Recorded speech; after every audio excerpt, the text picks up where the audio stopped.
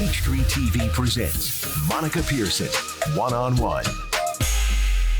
Good evening, I'm Monica Pearson. Welcome to a special edition of One-on-One. We're joining you from the First Center of the Arts on the Georgia Tech campus, where the School of Music presents Silenced Voices. The arrangements performed by this elite group of musicians represent the voices of minorities and disadvantaged groups, while exploring the causes worth fighting for. We begin tonight with the Georgia Tech Chamber Choir performing Uz Ezero Ugnis Dega, which is a story about being orphaned, told from a child's perspective.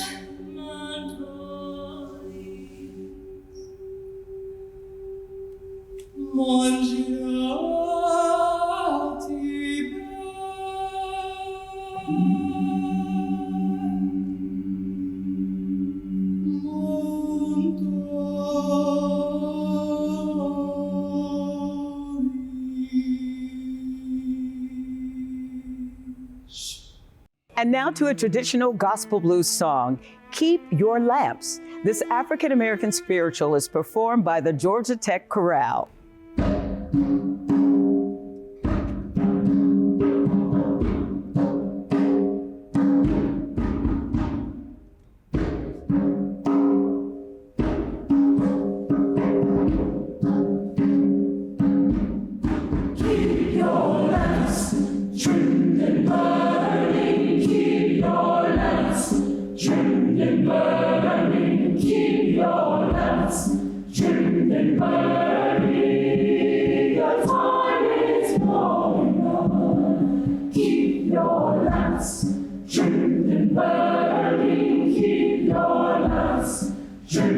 Burning, keep lamps, trimmed and burning. The time is long gone. Children, don't get weary. Children, don't get weary. Children, don't get weary. Till your work is done. Children, don't get weary. Children, don't get weary. Children, don't till your work is done. Christian journey soon be over. Christian journey soon be over. Christian journey soon be over. The time is drawing nigh. Christian journey soon be over. Christian journey soon be over. Christian journey soon be over. The time is drawing nigh. Keep your lamps trimmed and burning. Keep your lamps trimmed and burning. Keep your lamps trimmed and burning. The time is drawing nigh. Keep your lamps trimmed and burning. Keep your lamps trimmed and burning. Keep your lamps trimmed and burning. The time is drawing nigh.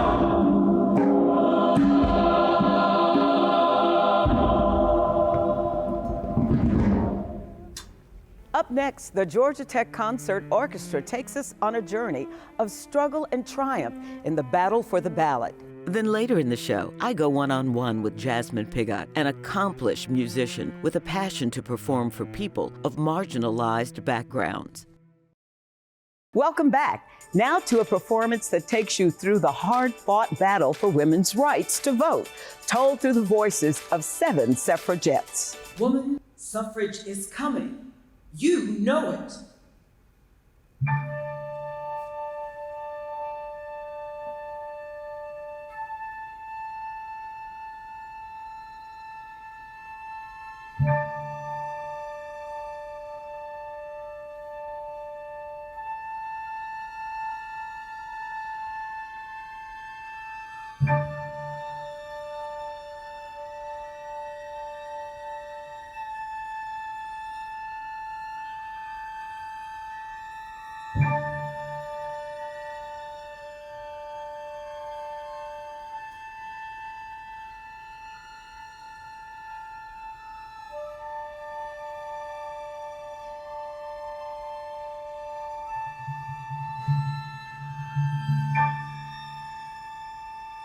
The ballot, the sign of power, the means by which things are brought to pass, the talisman that makes our dreams come true.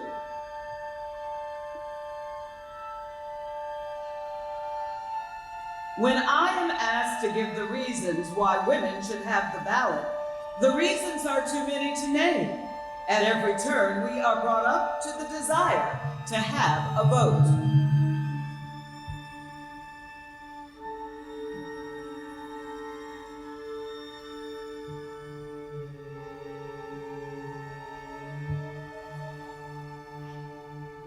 It is the ballot that opens the schoolhouse and closes the saloon, that keeps the food pure and the cost of living low, that causes a park to grow where a dump pile grew before. It is the ballot that regulates capital and protects labor, that uproots disease and plants health. It is by the ballot we hope to develop the wonderful ideal state for which we are all so zealously working.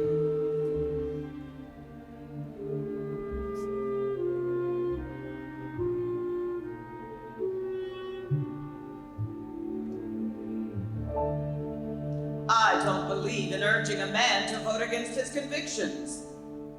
I don't even believe in trying too hard to persuade him. But the woman should have the votes to represent themselves.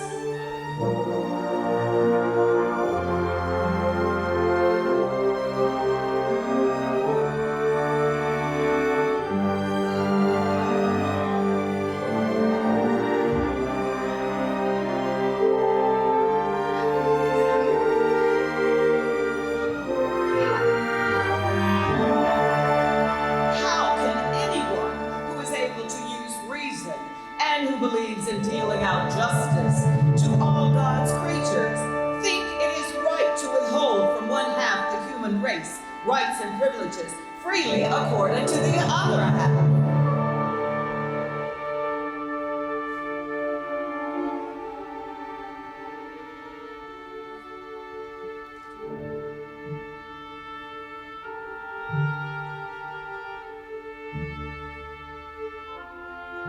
Justice is not fulfilled so long as woman is unequal before the law.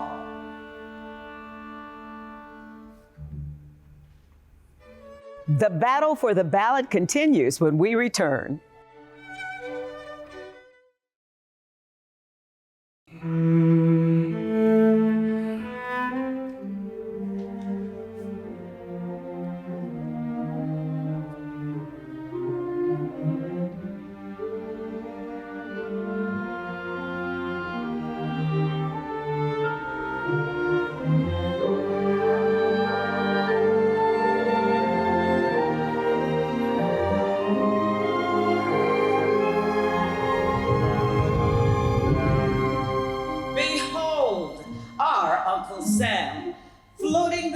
With one hand, taxation without representation is tyranny, and with the other, seizing the billions of dollars paid in taxes by women to whom he refuses representation.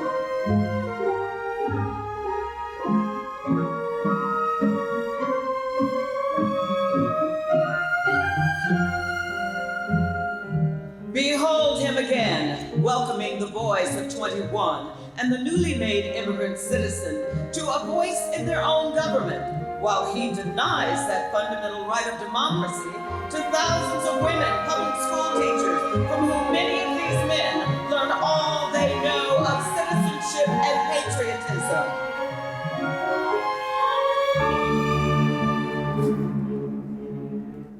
Is all this tyranny any less humiliating and degrading to women under our government today than it was to men 100 years ago?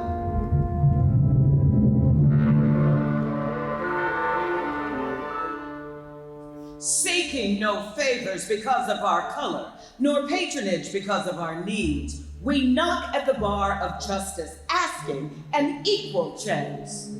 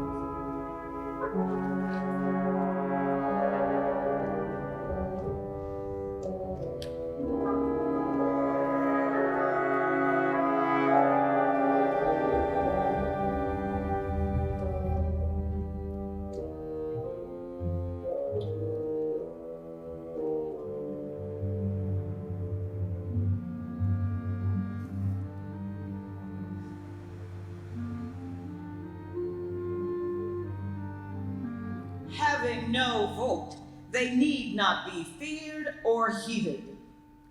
The right to petition is good, but it is much better when well voted in.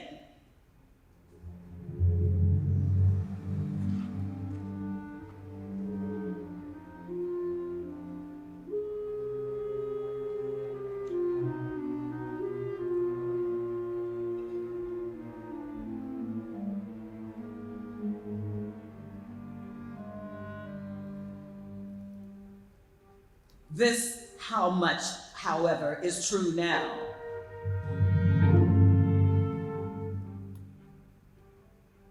The colored American believes in equal justice to all, regardless of race, color, creed, or sex,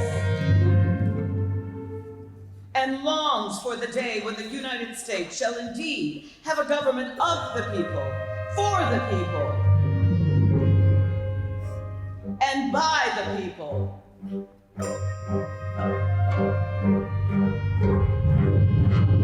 Even including the colored people.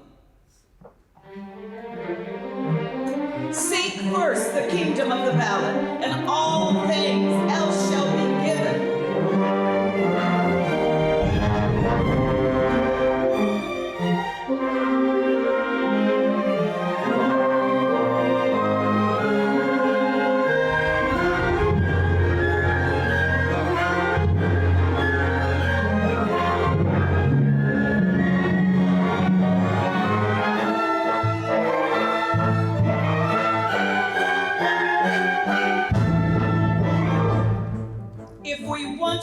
The false principle that citizenship does not carry with it the right to vote in every state in this union,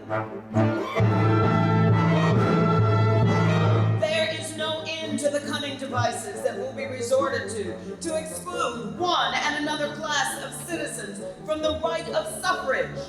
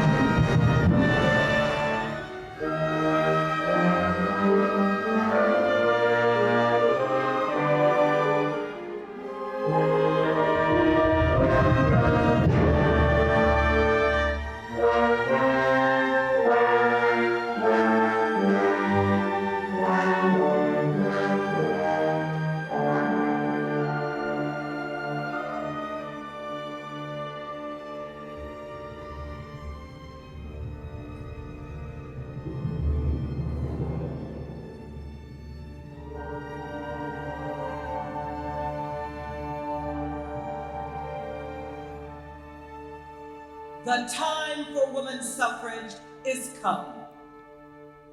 The woman's hour has struck.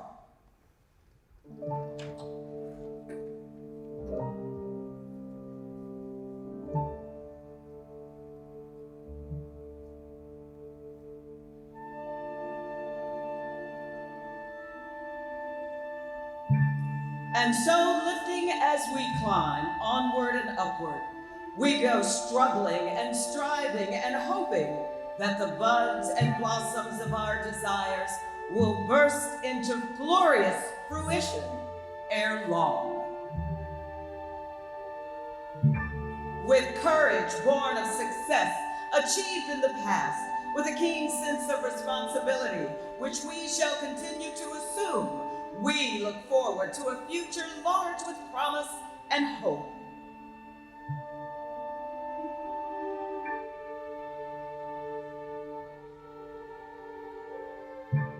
We propose to fight our ballot and the battle for the ballot, all peaceably, but nevertheless persistently, through to complete triumph, when all United States citizens shall be recognized as equals before the law.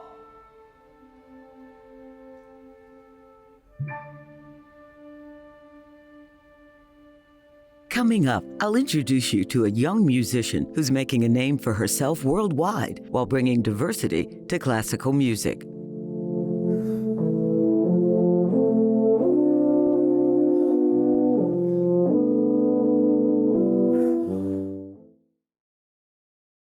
Jasmine Piggott is a tubist, composer, and activist who has made it her mission to increase diversity in the field of classical music.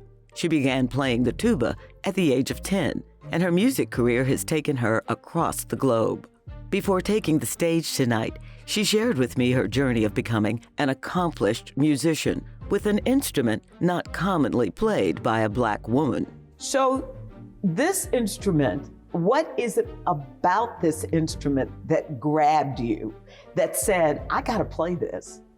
I think just the low voice of it, how deep it was, and just, I mean, I didn't really know how beautiful the tuba could sound when I was a kid, but I just really enjoyed hearing oompas because I thought they sounded fun to play. So when you picked up the tuba and started composing for the tuba, what was that thought process? What did you want to make sure that it produced musically to make people go, oh, it does more than pa? Yeah, so I actually didn't start composing until like 2 years ago when I was in my master's program, because before that I hadn't touched composition, and I was actually kind of afraid of it because I didn't know what to do, because it was just, I mean, it's all improvising basically, you're just notating it.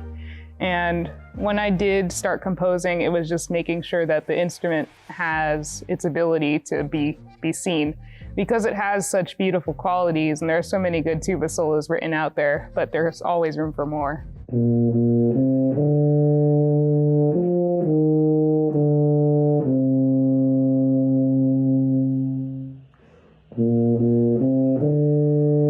Now, Velvet Brown was an inspiration to you when you were growing up? Yes. What about her? Because she was also a Black woman, and she was the first Black woman I also saw playing the tuba, and it just resonated with me because I'm like, this is somebody who looks like me who's doing this. And it showed me that it could be possible because I didn't need to be a white man in order to play this instrument.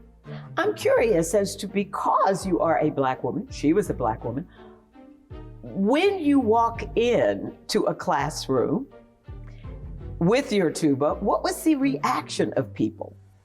There's always a little bit of shock, I guess. Not necessarily shock, but just surprise, maybe that's a better term, because people are like, oh, you play that. And I get a lot of comments at gigs like, oh, you actually play that thing? It's a little passive aggressive, like that type of sexism I do see very frequently, but it's just because it's just not what people see typically. And like that's a part of my mission, is to try to make it visible that yes, Black women and women in general can play the tuba, and it's not something odd that we should be afraid of.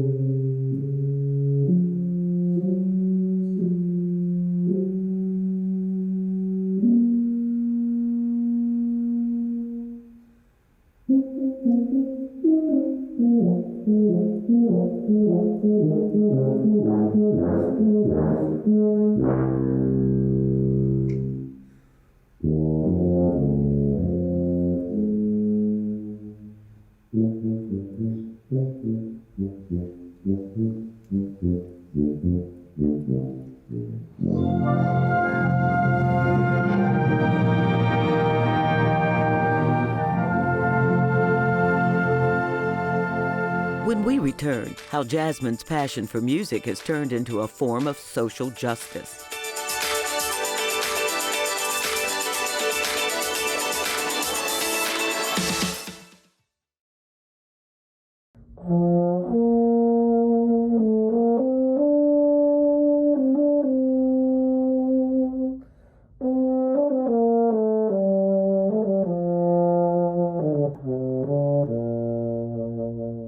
I like the idea that you are very much into music as a form of social justice. Explain. Yes, so music has a lot of power. Like we were talking before about how music is itself a different language.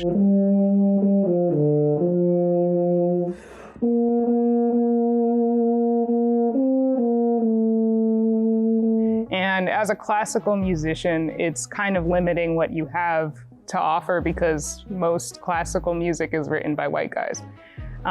So my mission recently has been to start composing and to empower other composers of color by commissioning them. I had this project that I did, my EP, Revolution, that released in July 2022. And this was, I commissioned 3 Black composers to write 3 pieces in Black music styles for the tuba.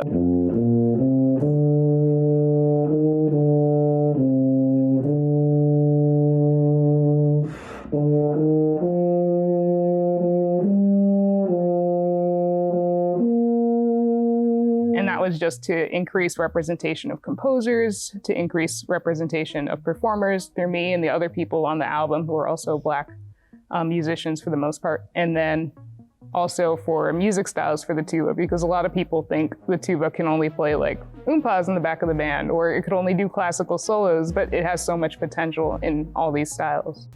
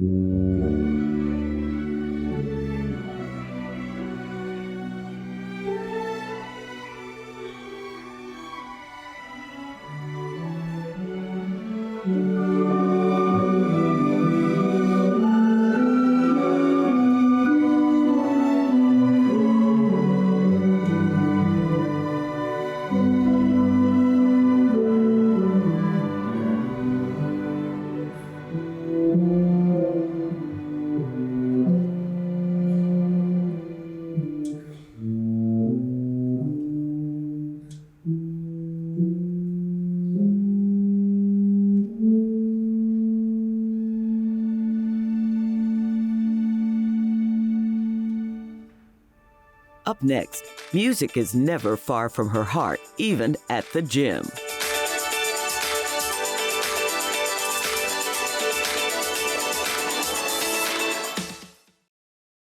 Now, are you in the doctoral program now? Yes, I'm currently studying for my Doctor of Musical Arts in Tuba Performance at Johns Hopkins Peabody Conservatory. I think you really enjoy teaching, too. It seems like there's this other side of you that really likes to teach young people and others about music. Yeah, I do teach. I teach private lessons at the Peabody Preparatory. And right now I have one euphonium student who's also a Black woman or Black girl. And it's really nice to work with her and just kind of see her grow. So that's been very comforting. And it's kind of my mission because I want to inspire young Black women to play the tuba or the euphonium or other brass instruments. And then I'm also part of this group called the Chromatic Brass Collective, which is a group, we are formed by Black women, but it's a group for women and non-binary folks of color in general to come together and just celebrate brass playing. So we actually had our inaugural performance last May, and they played a piece of mine called Against All Odds, and that premiered there as well. You're a busy young lady and getting ready to get married to a tuba player. Yes. Yeah, so my fiance, Andre Thacker, we met at Michigan State University. He was also a master's tuba student, and I fell in love with him almost the moment I saw him, but he wasn't at that stage right then. So it took us about like a year into our friendship where he finally came around when I had moved on, and then we ended up, our paths collided and it worked out, and he moved up to Baltimore to be with me last year. So it's been nice. So do you all do tuba duets at home? Yeah, so we just started a duo called Dre Z, which is a combination of Andre and Jazzy. And what we do is we're trying to branch out into other music styles, and we're using different things that I can do because I'm also a vocalist. So we're doing combinations of tuba, voice, piano, because he plays jazz piano too, and then also euphonium because I do dabble on that as well. Now, I also, in preparing for this interview, noticed the young woman I saw in one picture does not resemble the young woman who's sitting in front of me. You lost 130 pounds. Yes, I did. So you're a fitness nut too. Yes. Fitness is definitely my second passion. And why? Just because it makes me feel better. Like I feel like a complete person when I can be able to go and get a nice strength workout or a run in. And it's just a part of who I am now. I realized how important that was for my health when I decided to go on my weight loss journey. What is the song you listen to when you need a pick-me-up or an inspiration? The song There's this one piece that I really love by Oystein Bodsvik.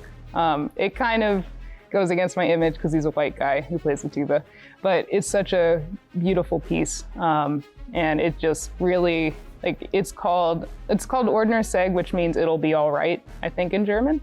And it's just very sweet, and it has very beautiful melodies for the tuba, and it's beautiful register, and it just makes me feel happy again whenever I hear it or play it, because sometimes I'll just sit down and play it.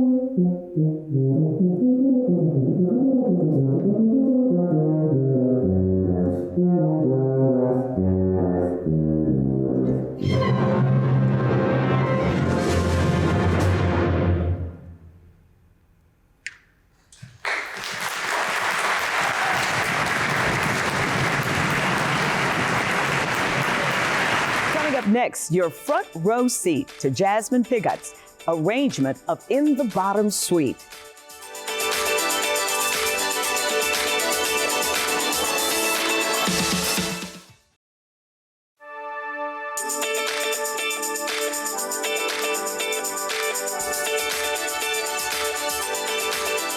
So In the Bottoms is an arrangement that I did of Robert Nathaniel Dett's In the Bottoms Suite for piano. And I started this, actually it was originally, I made an arrangement for tuba octet that I did, and I premiered that with the Black All-Star COVID Ensemble that I did back in 2020. And I was approached by two band directors from Minnesota who were like, I want to see this as a band piece that we can do with our high schoolers. So I was like, okay. And then they were like, but we could also do orchestra. So I made 3 different arrangements, a full band arrangement, a symphonic arrangement, and which is the one we're going to hear, and then a string orchestra arrangement. And I think it's a very interesting piece, and it's probably Dett's most known work of anything that he's done. It used to be played quite a bit. Actually, Sousa did an arrangement of it, but it got lost in print. There's one recording out there. Your front row seat to Jasmine Pigot's arrangement of In the Bottom Suite.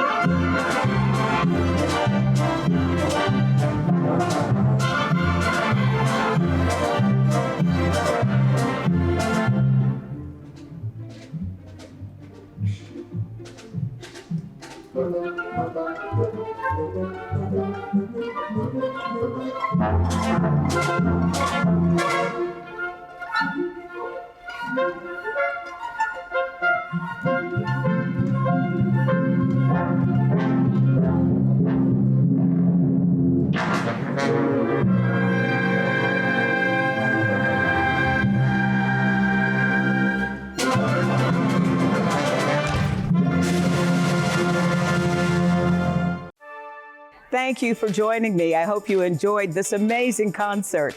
Our special thanks to the Georgia Tech School of Music and all of the talented musicians who performed for us tonight. I hope you'll join me next month for an all-new episode of Monica Pearson One-on-One right here on Peachtree TV. Good night.